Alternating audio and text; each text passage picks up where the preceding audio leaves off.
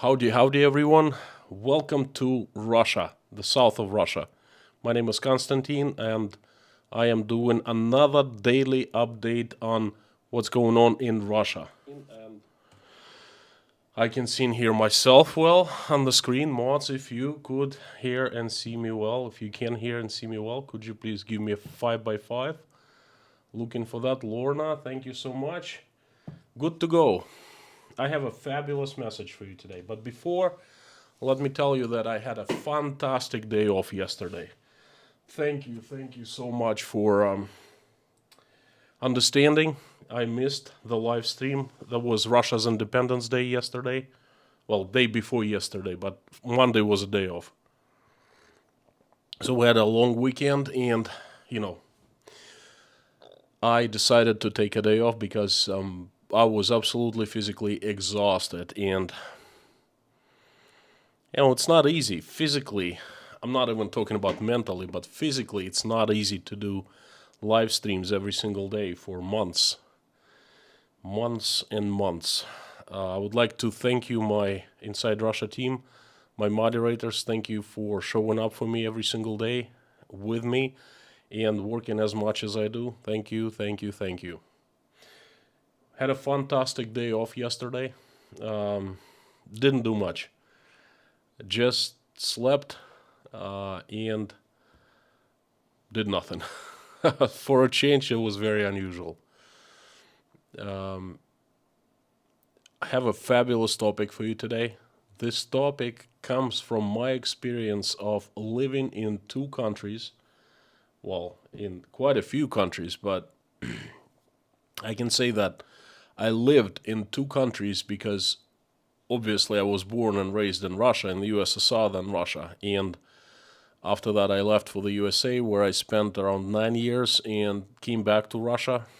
And I've been here for 18, 19 years, something like that. So I can easily say that I lived in two countries. Besides, I spent 2 years in Uzbekistan and 1 year in Ukraine. So can't really say that I lived there because it's just 1 year and 2 years, but I have some experience. So the topic of my stream today comes from this experience of living in the Soviet Union, witnessing the collapse of Soviet Union, living in Russia in the 90s, and living in the USA, coming back to Russia. I will give you a general understanding what I mean, and then I will give you examples from my life and from the industries today. Now, I think most of you don't really know what it is and how it is to be living in the times of turmoil, in the times of radical change, fast change, in the times of stormy years, as I call them, the stormy years. I know I have pretty good experience, more experience than I ever wanted to, okay? And the experience I'm getting right now, I certainly don't want it.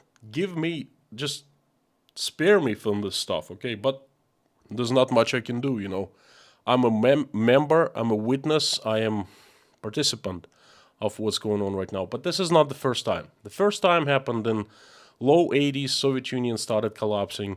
It was pretty fast and pretty violent, pretty radical change. And then 90s, brand new country was born. And oh boy, those changes, I don't even know how to describe them so you understand. They were a perfect storm for anyone. We could not plan for any longer than a couple days, because every couple days, every week brought changes, big changes into our lives. Our exchange rate, ruble to dollar, and a lot of products were and still are, or still were until recently imported from Russia, from other countries. Then we always have depended on the exchange rate of Russian ruble to American dollar. And, we export lots of oil and gas. We also depend on exchange rate of Russian ruble to American dollar. Back in those years, the ruble was falling It felt every single week by a huge margin.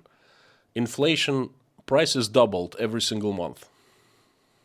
As soon as my parents got paid in the early 90s, 93, 94, 92, they would run to a store and they would buy something, anything. That was the only way we could somehow save value of earned money, by buying things. Not necessarily the things that we needed, just buying things. Furniture, electronics, anything. Because things kept value. Money did not keep value. Prices doubling every single month. Okay? Any one of you knows what that feels like. I do. Anyway,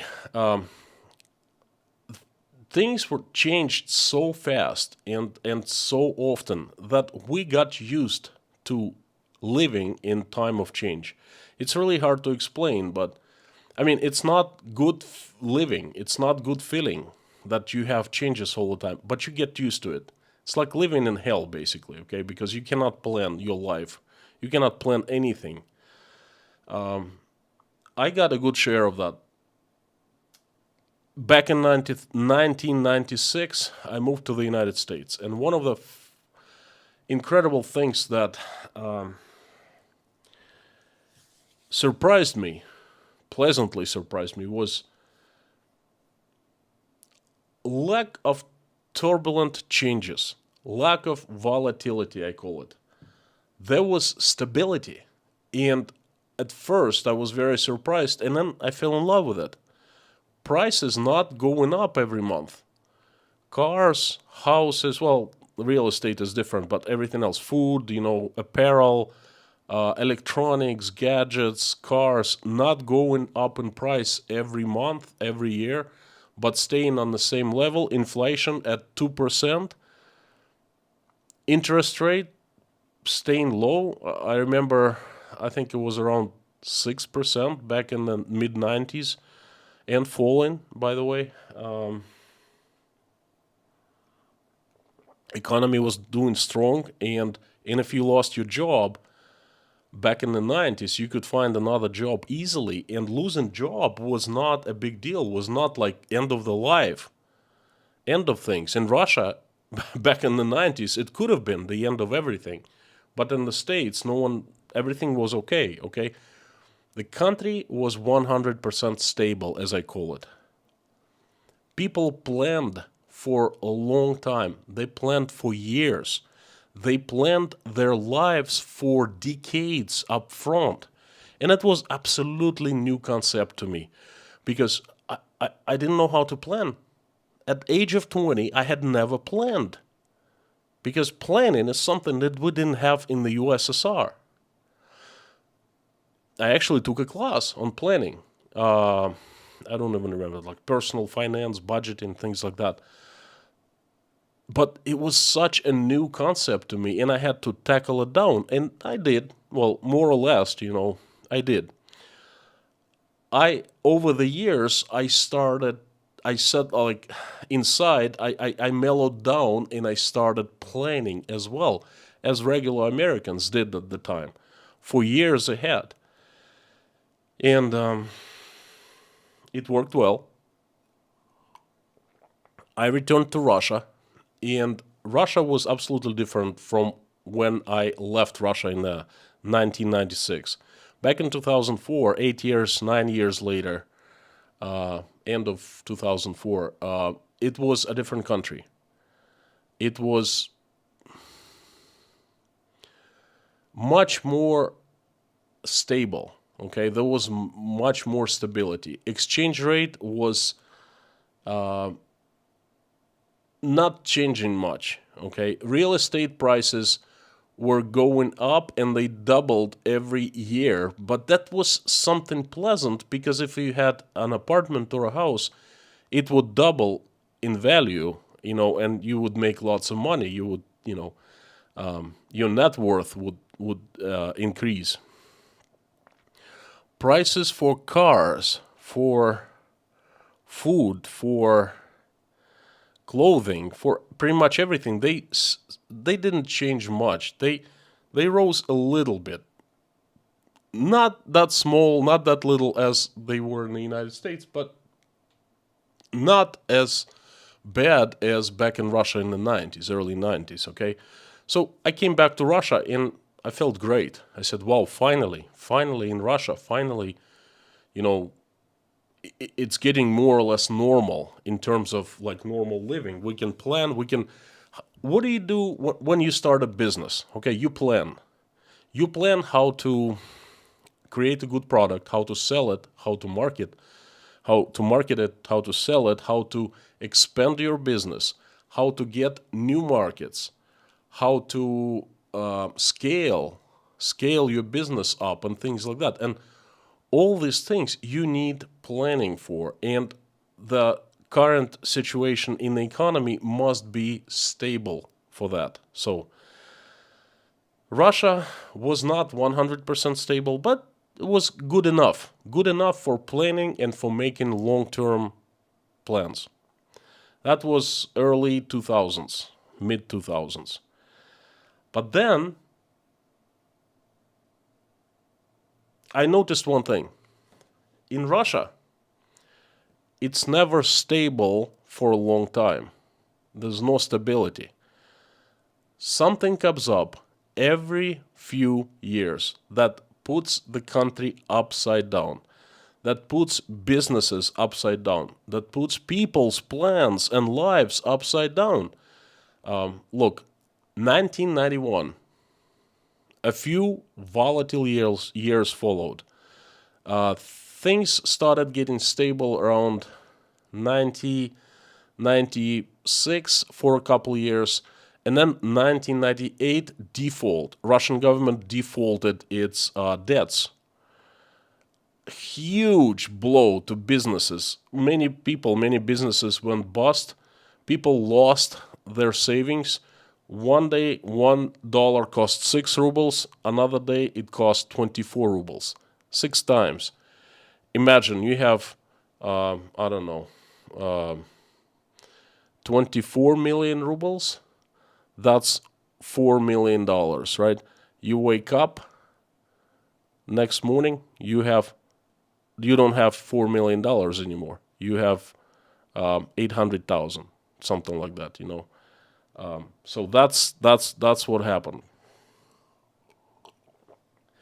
Then huge turmoil, huge blow. I was in the United States, but I actually witnessed. I came to get my American visa. I came every September, and I had $100 in my pocket. Oh boy, that was a lot of money back in September of 1998. All of a sudden, it was 4 times more than a month before that. Anyway, the country kind of started picking up, and stability came around 2000, 2001. Oil prices went up. It brought a huge help to Russian economy, and things are actually they were pretty good. And I recall those years as the golden years, the rich years. We were making so much money. Everyone was. I made a video about the brief history of Russia through my eyes, 91 to 2022. Go and check it out if you want. So, 2008, I remember beginning of 2008, things were going great, fantastic. For my company, things were just, it was the peak of financial performance, our financial performance. We were making fabulous money. We had a huge contract portfolio. We had plans, and all of a sudden, the crisis of 2008, boom, nullifies the plans. Takes chunk of our sales, our contracts, ongoing contracts, they're frozen. Takes so much money out of our bank accounts. As bedtime, turmoil, all plans down the toilet. 2008. 2 years it took us to recover somewhat. Then a couple more stable years followed. We started making plans again. We started making, business was picking up. The Olympics in Sochi were coming up. My company was constructing the entire electrical infrastructure for the Sochi Olympics. Things were well for, I would say, 3-4 years. And then 2014 comes in, boom. Someone knocks us right off our feet. Another crisis. All our plans down the toilet. One of the companies goes into bankruptcy because simply we don't get paid for the work we did. We built a large electrical station. We weren't paid for that. People's lives upside down again. Lots of people fired in my company, in the country. Just bad crisis. Businesses going bust. Small businesses going bust. The government starts doing its thing, starts beginning the stepping stones towards something bigger and better. Then the turmoil, the volatile turmoil lasts for a couple years, I would say. And then things start getting more or less back to normal. The economy starts picking up. At least it becomes stable, more or less stable without huge changes, without huge radical downshifts, whatever, And we start making plans. We start getting on our feet again. I'm talking about the business people. I'm talking about the companies. We start making plans. We start,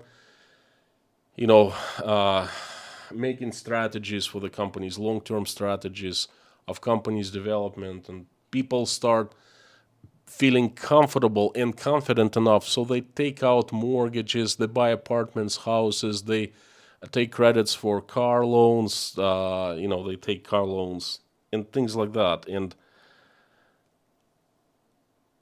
for a few years, we enjoy stability. Things are like every year they go a little down, but nothing major, okay? Because it's more or less stable. Then comes 2022, and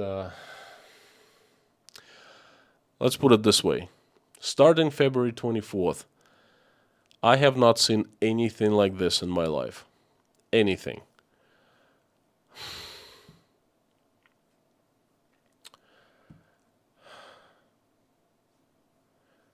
Soviet Union was not even close. Soviet Union fell apart in front of our eyes in 3 days. Okay, the once mighty country with mighty economy, with mighty military, with mighty ideology, fell apart like a card house. Okay, but it was nothing close, remotely close to what has been happening in the last 3.5 months. Because of one simple reason. Back then, the USSR was not integrated into the world's economy at all. The USSR was the island. And the island fell apart, and no one really noticed, okay? But now, the Russia in early 2022 was not an island. It was a part of international communities. It was a part of international markets, financial, educational, scientific, cultural community. It was a member of WTO. It was a member of European not European Union, European Council. It was on good relations with pretty much most Western countries. It had a huge trade with the West. It had big customers in European countries were buying oil and gas. It depended on European money so much. 50% of Russian budget is derived from the money that we receive from Europe and from other countries. And all of a sudden, a similar thing that happened in the USSR started happening in Russia in February 24th. Iran, before Russia, before spring of 2022, Iran was the most sanctioned country in the world. But it took Iran 20 years to get there. 20 years. It took Russia 2 weeks to become the most sanctioned country in the world. Okay, that is quite a violent change. As a matter of fact, I don't know if there has been any change like this in the world. Any. What we are living right now is, well, I've said it before, it's a tragedy. It is, but it's the most violent, the fastest tragedy, fastest developing tragedy can ever imagine, that can be ever imagined.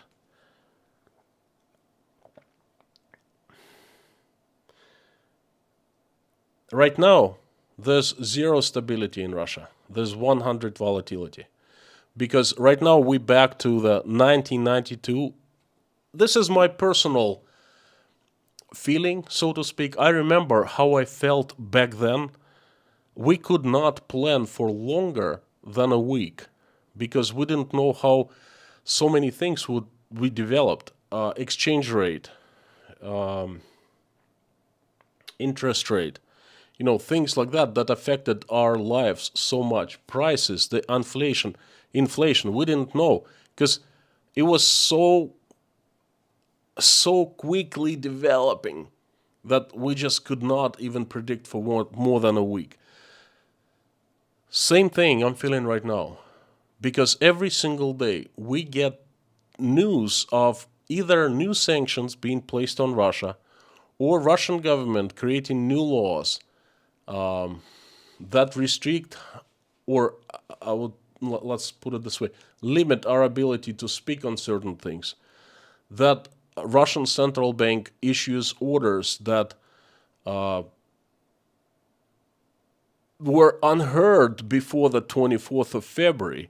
Like, for example, if I had dollars in my account, or I had dollars coming into my account, would not be a problem, would not be a concern whatsoever. If the minute I would get them into my account, I would get to an ATM and I would withdraw dollars.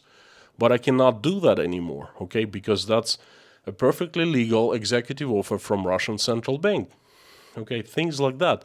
And we as people, we cannot plan because we don't know what's going to happen tomorrow. We don't know what kind of law will come out and change our lives completely. We as management of companies or business owners, we cannot plan for what's going to happen next week because the industries have imploded. Everything's been put on hold or changed whatsoever. There's so many companies left Russia, the Western companies, or with Western ownership. And in many instances, we Russians, we don't know what to do because we dependent on those companies so much that things are unimaginable. I mean, how can we produce cars if we don't have spare parts from the West, from European manufacturers, from American manufacturers? I will just give you two examples, okay? Business-wise. First of all, imagine you're a developer. You signed you took a loan, a big loan, from a Russian bank or whatever, from a bank to construct a skyscraper in Moscow. 100-story tall building. Now, in order to build a skyscraper, you first design engineering concept. Then you you make the engineering design of the building, the blueprints and everything. And you know what equipment is going to be placed in your skyscraper. And one of the major pieces of equipment is elevator. Okay? This is hugely important. There are a few manufacturers of elevators present in Russia that supply high-end elevators for skyscrapers, tall buildings. And you design your building around elevator shaft for a specific elevator, specific model with specific characteristics. Folks, this is not a joke. Think about a 100-story building, a shaft of a certain size, of a certain characteristics for this particular one model of the elevator. And most elevators supplied to buildings like skyscrapers built in Russia are made in America, and the company is called Otis. Great elevators. I've used them thousands of times here in Moscow. If you get into a posh building, the chances are it's going to be either Otis or German company, something Krupps. Now, both companies have made decisions to leave Russia. They do not supply and they don't sell elevators anymore. They don't supply parts. Now, you've designed and you've built your skyscraper for this particular elevator, Otis, a certain model. What do you do now? Are you going to knock the building down and rebuild it? Are you going to try to replace the elevator with a different manufacturer, say a Japanese or South Korean? A Japanese, I think Japanese have pulled out. I think Mitsubishi is elevator company. South Korean, Chinese, Russian? It's Russian is a joke. We do have elevator companies here, but they're not used in tall buildings. They're not of highest quality, let's put it this way. They're used in industrial buildings, in low-income residential buildings perhaps, but not in skyscrapers, not in tall buildings, not in shopping centers, not in, places like that. So what do? If you're a developer, you have timeline, you have to deliver. You probably sold some of the offices or apartments already. You need to commence the building on a certain date. Now what do? You go to the Chinese and say, hey, this is the characteristics, build me the same elevator. That's not how it works, okay? That's just one of the examples. Another example, my company, we build electric stations, power stations, that produce electricity. And our partner had been Siemens for a very long time. Siemens and General Electric produce the best turbines, gas-fired turbines in the world, okay? And they were heavily presented in Russia. And there were so many power stations in construction right now. And, once you sign a contract to build a power station turnkey, you know everything about this upcoming power station. You know what equipment is going to be used. You have price offers from manufacturers of the equipment, main equipment, auxiliary equipment. That's tons of stuff. You can't even imagine. The projects of such complication that it's incredible. And then all of a sudden, you have signed the contract, with a customer to build a power station. You've designed it around certain equipment. Let's say a Siemens turbine, a specific turbine. Let's say, 50 megawatt turbine, like 4 of them. And now Siemens says, well, I'm sorry, we're not going to work with you. We're not going to deliver. We're out of Russia. Folks, what do we do? What do other companies do? Okay, we work with Siemens. Some companies work with General Electric, Switch to Russian turbines. A Russian customer says, no. We don't want Russian turbines. We want these parameters of efficiency, okay? Russian turbines, they just don't deliver. What do?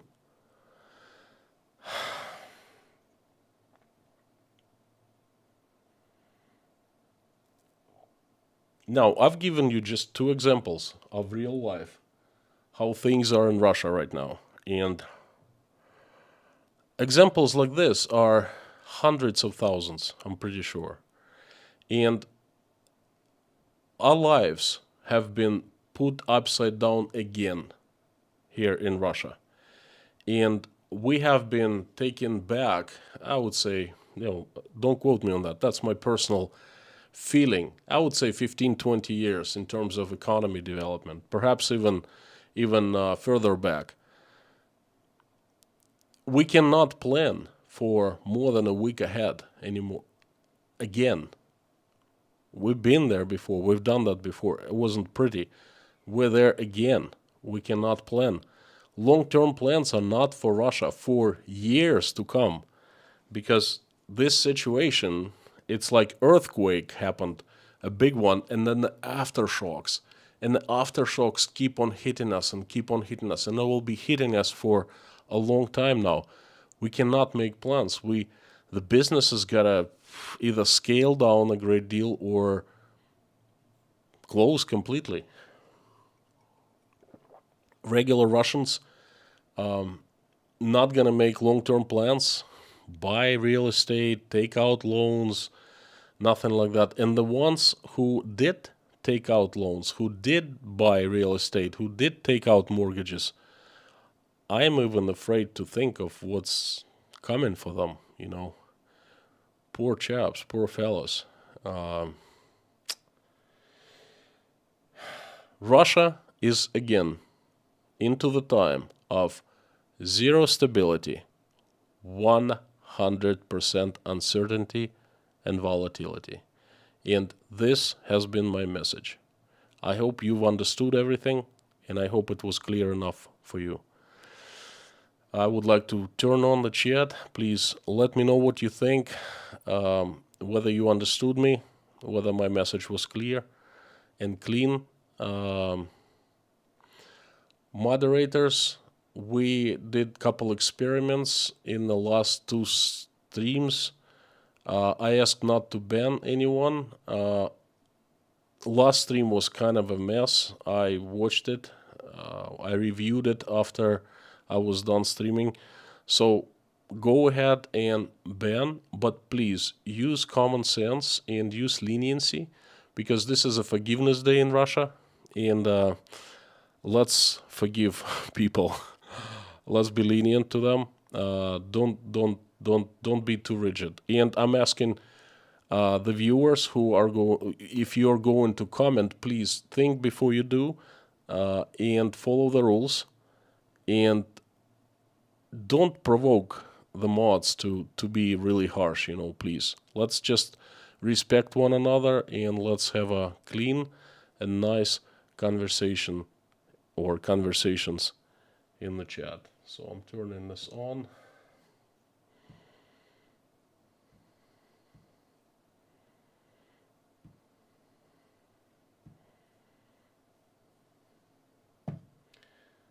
And we are on and live.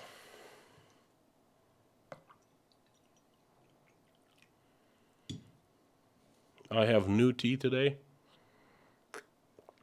from Sri Lanka, Highland. Really, really good. It's as good, I like it as much as Earl Grey. And I'm waiting for your comments.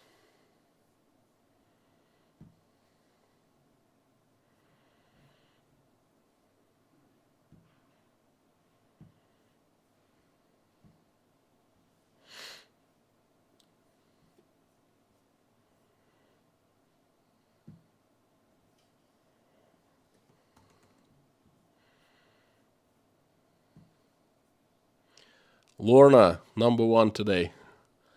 Mommy, Reese, Sylvia, Dirk, Bruce, Palvier, Harry Potman, Robert Bates, Johnny, Martin, Buddy, Shane, IKDA. Shane, would you please let the moderators know if you would still be, would still want to be kept on the prayers list or not? Labcat, Brianna, Todd, Kenneth, Suzanne, MP, Mimi, John Parla, the usual suspects. Thank you very much for joining. Thank you very much for commenting in the this stream, in the live chat. Really my pleasure to have you here. IKDA says hi from Germany, clear message. Glad. I tried to make it clear, and there are so many things that I am living through right now, and they're absolutely different in my professional life, in my personal life, in my,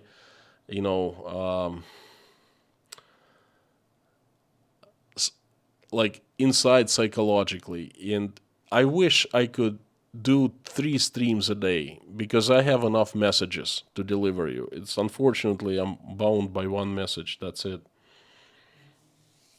There are so many things I would like to share with you.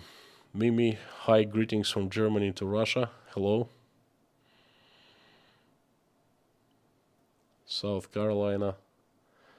Gloria Roberts. Reese Gray, thank you for the super chat.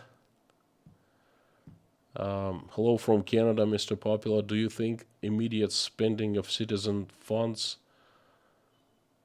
as they became available slowed down the economic collapse? Could the USSR economic model ever function indefinitely? Difficult questions. I hope I understand. Could the USSR economic model ever function indefinitely?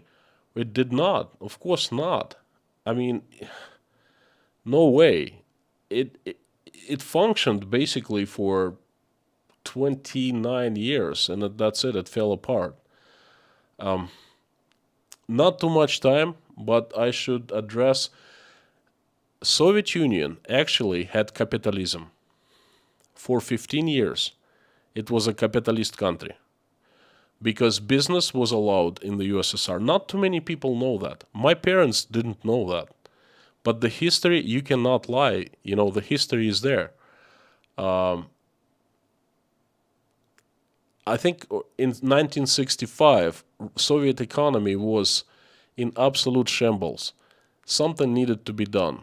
So the Communist Party introduced new laws for companies. You know, all companies were 100% owned by the state. But the management was given a right to not only produce what was told from Moscow in quantities that was told from Moscow, but they could produce part as at their own risk, so to speak, and sell to people. And they could keep part of that money and distribute between the management of the plant, you know, the company. And boy, that really had a huge effect on the country. For 15 years, the Soviet economy, it's called the golden years, the Soviet economy started doubling every 5 years because people started working for themselves, basically. The communists didn't like that. There was like one group that was pro, one group contra.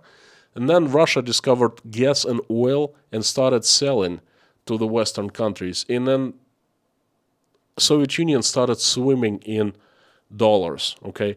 And it became a rich country because of oil and gas.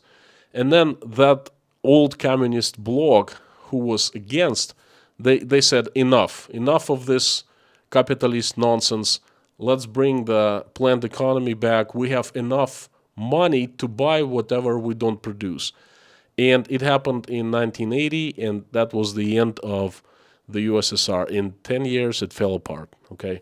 So, no, the USSR economic model could not function indefinitely, Rees. And do you think immediate spending of citizens' funds as they became available slowed down the economic collapse? You're talking about the collapse right now? I think it's not slowing down. It's going according to the plan, so to speak, you know. I don't think it's being slowed down whatsoever. Thanks for the super chat. I see another one. Miss me. Howdy, lovely deliverer. Thank you. Glad everything seems to look good. Thank you so much for the super chat. Thanks for the message. Me too. I'm glad that everything is looking good, okay? Xavier, brother Constantine, howdy. Cornelia, your message was very clean. Let's hope that the Russians will put pressure on the government. Don't put too high hopes on that. Greetings from Germany. Duke Fishing, would you choose to substitute Siemens turbines with some Chinese turbines? No, because Chinese turbines are crap. Pardon my language. Japanese, yes, could be substituted with Japanese. And the Japanese actually have been trying to break into the Russian market for long times. They contacted me quite a few times. They came from, I think, Mitsubishi turbines, tried to go into the project with us so many times. But it's not easy. Once you start partnership on these huge things with one company, let's say Siemens, then you are set for years. So, but now I think Japanese have always forbidden to supply equipment to Russia. So I'm not sure about the fate of the turbines. I think it's Russian turbines only, but they're not of a high quality. Amir, thank you so much. Great message, Konstantin. The whole world is battening down the hatches. Thanks for your insights. I pray for you and your family during these weird times. Thank you so much, Amir. I got your message. I will reply. Just takes some time. I'm sorry. John Clark, thanks for the super chat. Bob S, thank you for. Let me make your message pinned.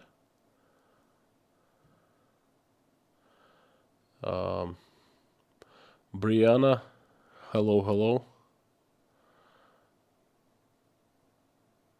Micro Tiger, okay. Hello from Düsseldorf, Tilambus. My prayers with you, thank you. Inside Russia, I grew up just outside Portland. Can you talk about your time in Maine? Where you lived, what you saw, what you liked, didn't like, any interesting stories? Oh, my friend, I have stories to tell like you're not gonna believe. I have tons of stories. Thanks for the super chat. Rightus Dembrovskis. Howdy from Riga and Berlin. What do you in Russian think about Latvia, Lithuania, Estonia? Any different opinions? Which one is better? I'm stupid. I don't really like your name. I'm sorry, but I will tell you a little bit about Portland and about my life in Maine a little bit later. What do Russians think about Latvia, Lithuania, and Estonia? I've been to Lithuania personally. I have many friends, Latvians, Lithuanians, dated Latvian girl. Almost dated a Lithuanian girl.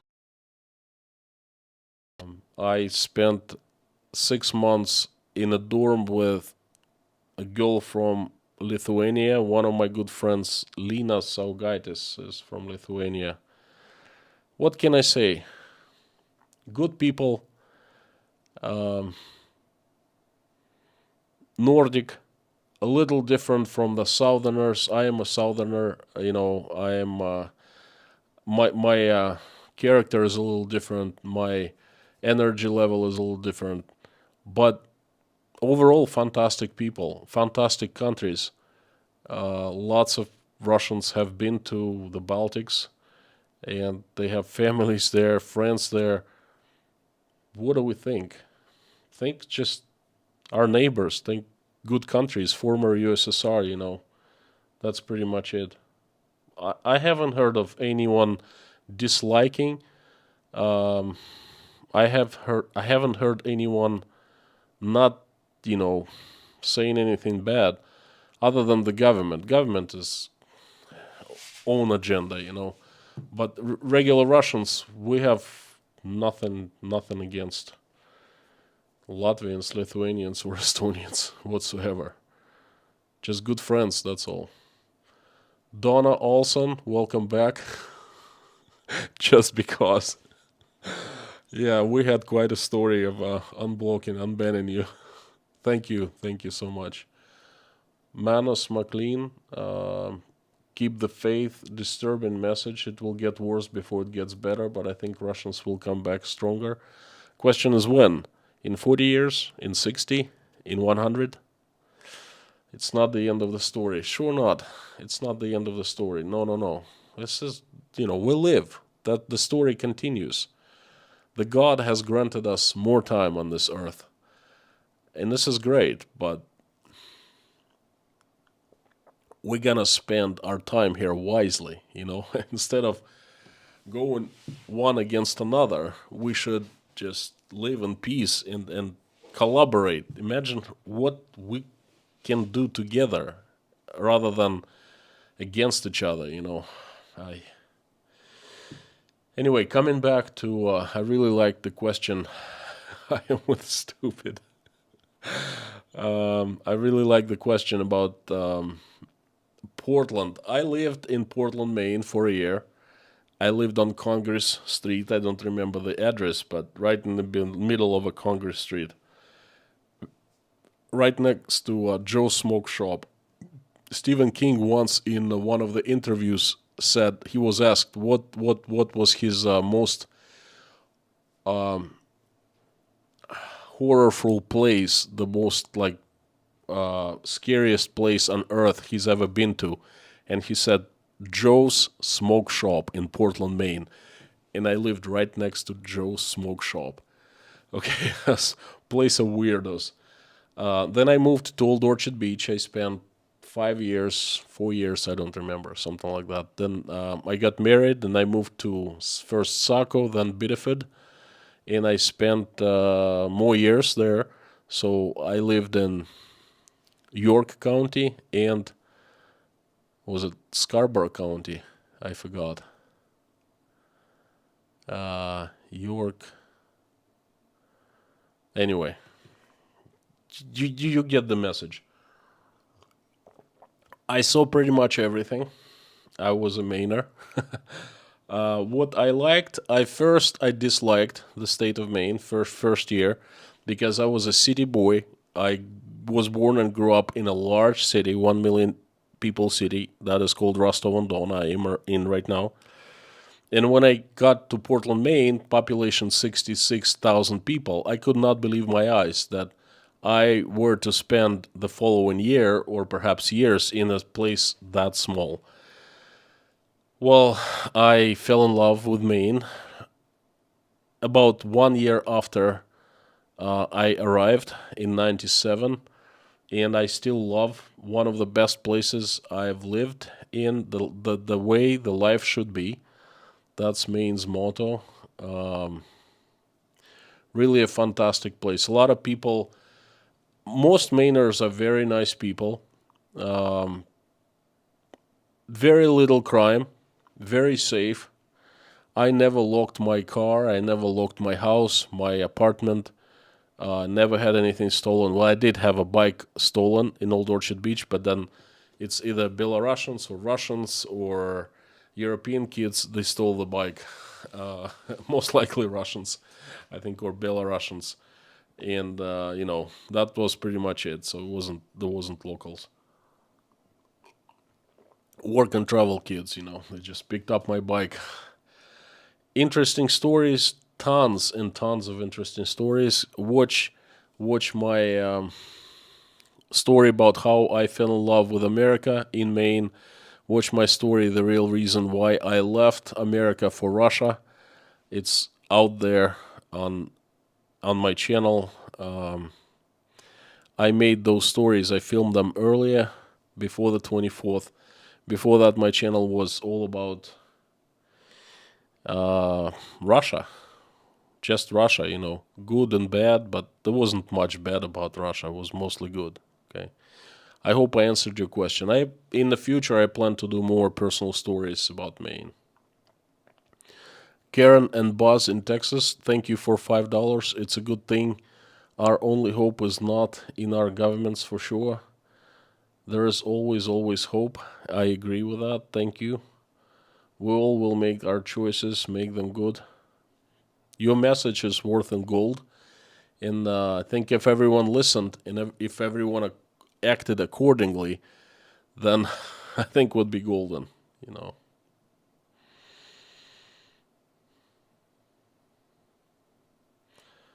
Robert Bates has a message for me. Everything before February 22nd happened around the globe. Certain governments caused everything since then. Robert, hard not to agree with you.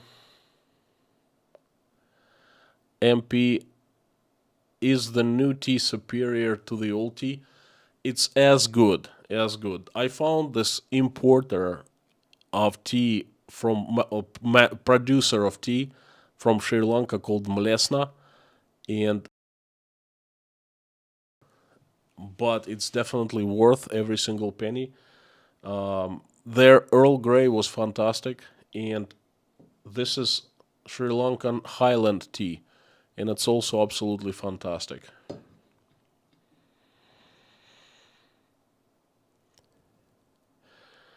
Jasper potting face, Janine here. Janine, not Jane, Janine. Janine asked me to put her name into a prayer, and I put it down as Jane, and I kept on saying Jane for like a couple months. I'm sorry.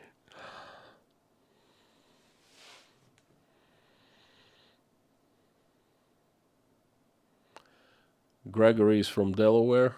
Andrew Webb, thank you for 10 pounds. Evening, big man. I looked into your Mlesna tea. Turns out it's from Sri Lanka, same as our Twinings. That's what I just said a couple seconds ago, yeah. I'm trying to send you some proper Twinings, but I can't post to Rostov sanctions and all that. Thank you so much. You will not be able to mail anything from Russia to Russia, from England, from the United States, unfortunately. It's twisted. I mean, you know, thanks for thinking about me and thanks for trying. Thank you very much. I would love to try Twinings you talk about, because our Twinings that we buy here at the store, it's not expensive, it's fairly cheap, but it's not of good quality. William Hamill, do you think these sanctions are justified? No, William. If I answer this question in a certain way, the Russian government will have enough on me to prosecute me somehow. Not necessarily throw me to jail, but perhaps penalize me. So I will not answer that question, but I hope you read between the lines. Shane, I got you. Michael, how long this will go on? When you find the answer, please let me know the first person, okay? I'm dying, I'd like to know that. Tesla, so cash dollar is a king. Yes, cash dollar is a king, has always been the king, and is going to be the king for a long time now. Watching times.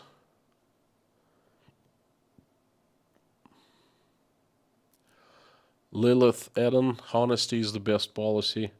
If I lose my honor, I lose myself. Yep.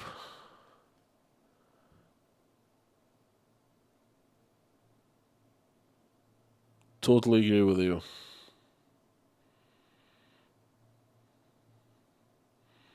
Ruby, thank you.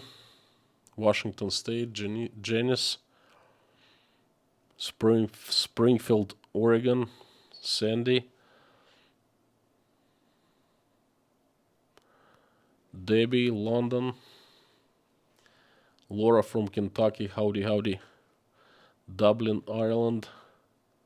Most loved YouTuber. I like the name. There's a question for me, Mimi. And Konstantin, thank you for your perspective of the Russians in this hard time. Keep up your good work. Thank you. It's a message, but that's not the question. Thank you so much, Mimi.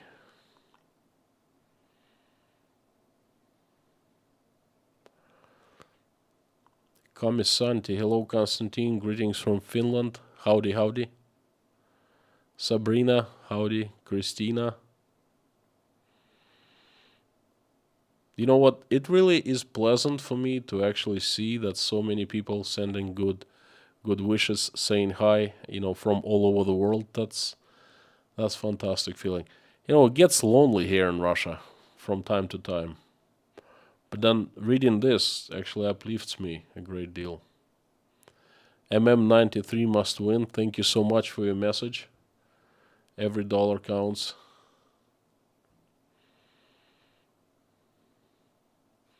Hot Texas. Karen and Buzz in Texas. Yeah, Rostov was very hot as well. 55, so about 3 minutes, right? Jeroen, Netherlands. Compliments for the channel. Thank you, thank you, thank you. Mike Hill, thank you.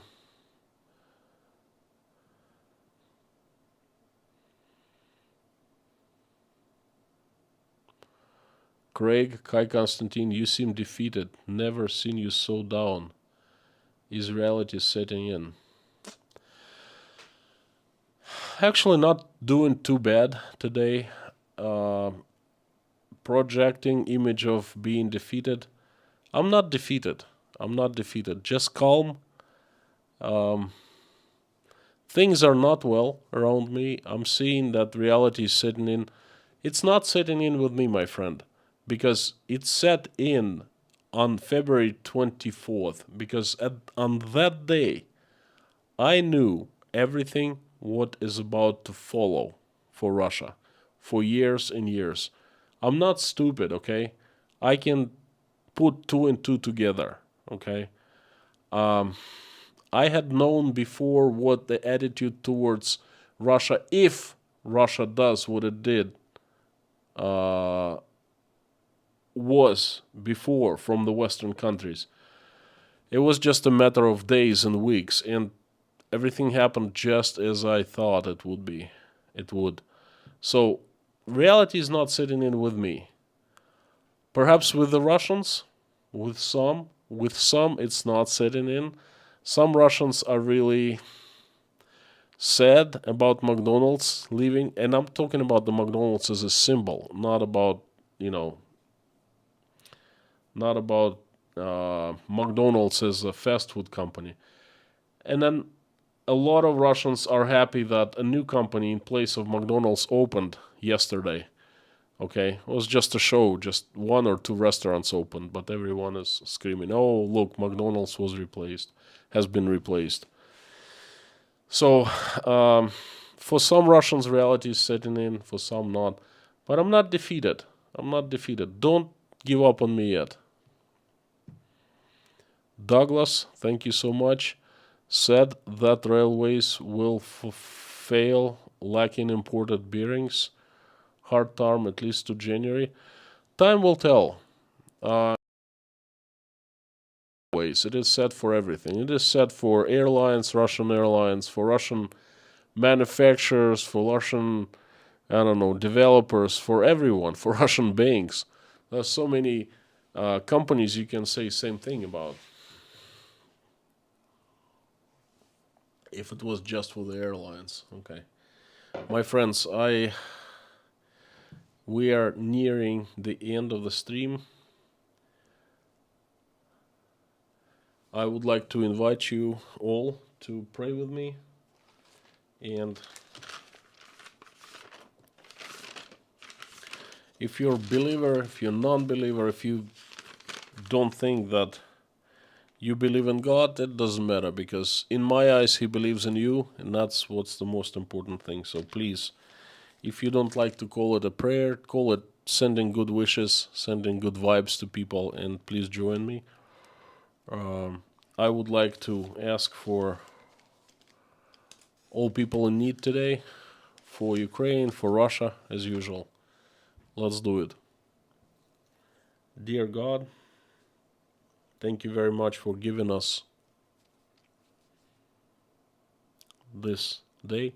Thank you very much for putting food on our tables, giving us roofs over our heads, and surrounding us with the people that we love, our family, friends, colleagues, loved ones. Thank you. Please help Ukraine and Ukrainian people stop the bloodshed. Reach out to every single person who is in Ukraine right now and give them mercy, love, remorse, forgiveness. Please help everyone. Keep people out of harm's way. Answer people prayers. There are so many people praying in Ukraine right now. Answer their prayers and make their wishes come true. Please send angels to every single person who is in Ukraine, Ukrainians, Ukrainian soldiers, Russian soldiers. Keep everyone out of harm's way and stop the bloodshed. Reach out to heads and hearts and feel hearts of people who are responsible for continuing or stopping this bloodshed. Fill their hearts with love, mercy, compassion, and remorse. Please make them stop the bloodshed as soon as possible. Give us wisdom to raise our children the way that when they grow up and become adults, they will make this world a better place, and they will not never fight with one another, but be friends and love one another. Bring peace to all the countries. Bring peace to Ukraine and Russia. Send your angels with sharp swords, led by Saint Michael, to get rid of the demons that have hijacked my country, and send them to hell. Have angels run my country and make it shine, make it righteous. Please help all children who are sick and in need of help right now. Give strength to their parents and give the children healing. Reach out and touch them, please. Answer prayers of people in chat in this live stream right now. Thank you for bringing us together in this virtual community. Thank you for bringing us in prayer. Reach out to every single person, answer their prayers, and make their wishes come true, please. I would like to mention some people who asked me to mention in the prayer.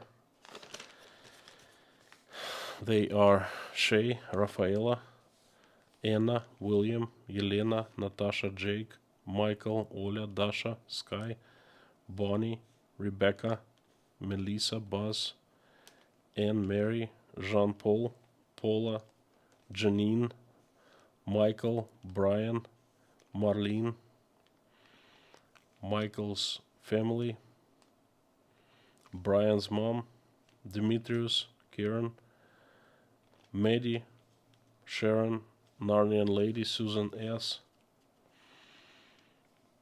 Sabrina, Susan, Fiona, Stephen, Ellen, Chirper, Madeline,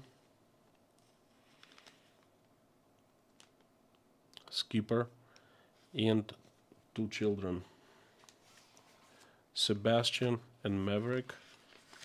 Also Priscilla. Please reach out to these people and make their prayers answered and make their wishes come true. Thank you so much. Amen.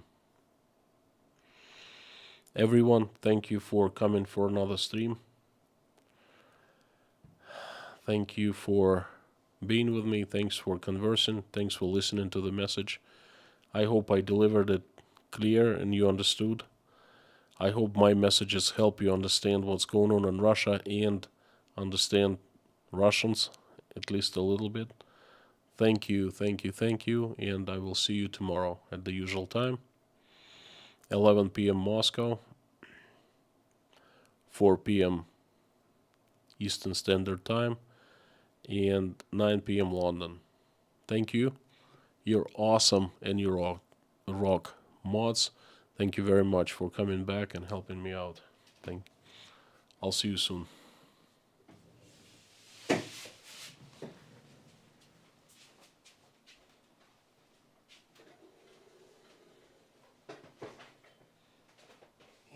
off we go.